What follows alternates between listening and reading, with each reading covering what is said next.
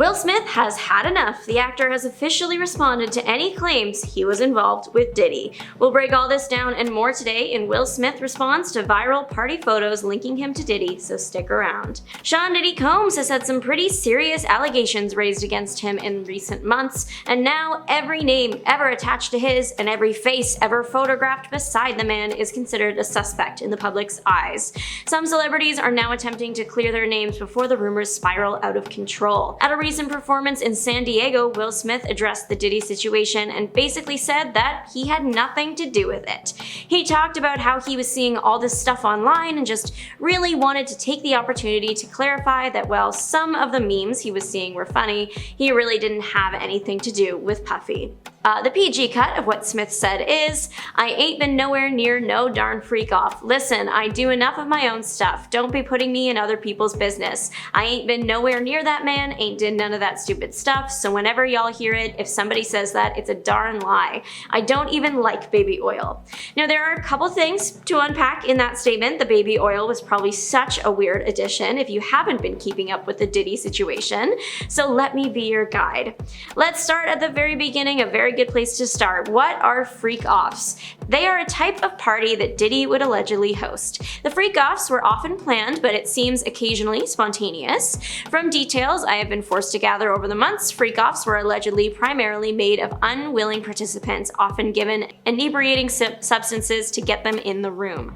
Some participants were also allegedly blackmailed to not just get them in the room, but to keep them quiet after. Some people claim to have been warned that if they said anything, something bad would happen to them or their loved ones. The participants were allegedly forced to intimately engage with each other. Some sources claim that celebrities would be in the room as well, and that some even wanted to be there, and that is the part that has everyone theorizing. People want to know who were the celebrities that took part in the parties, did they help put them on, and that is why every famous person that has ever breathed next to Diddy is currently under a social media investigation.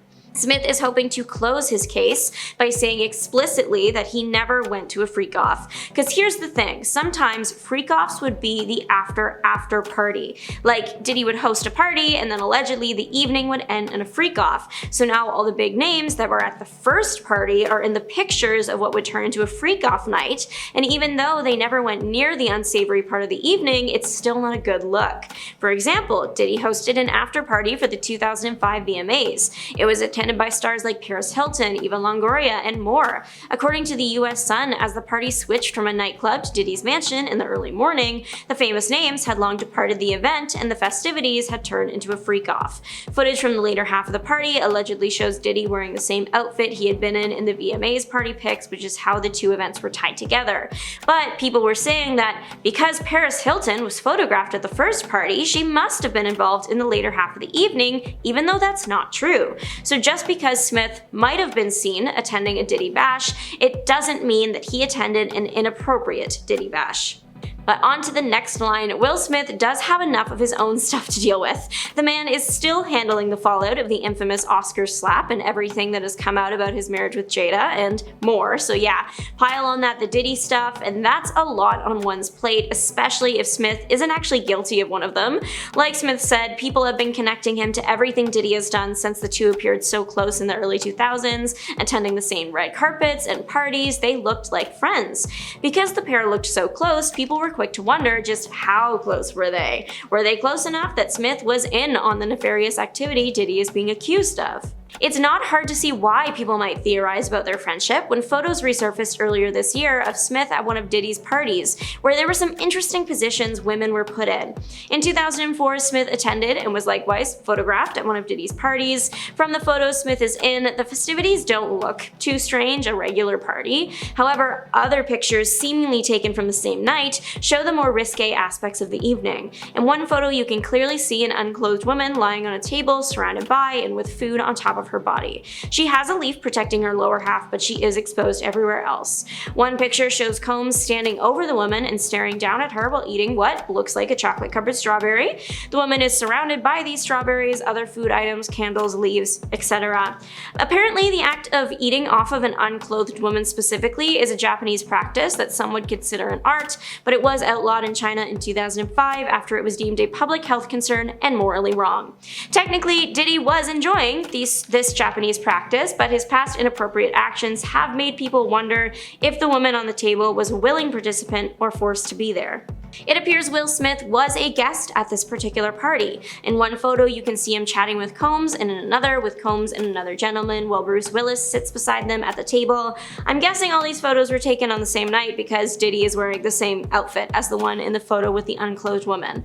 Will Smith and Combs are only pictured talking to each other. It's unclear if Smith also visited the table with the woman or kept his distance, but after his statement at his performance recently, it sounds like he probably did not engage. But now for the next few lines, Smith says, "I ain't been nowhere near that man, ain't did none of that stupid stuff."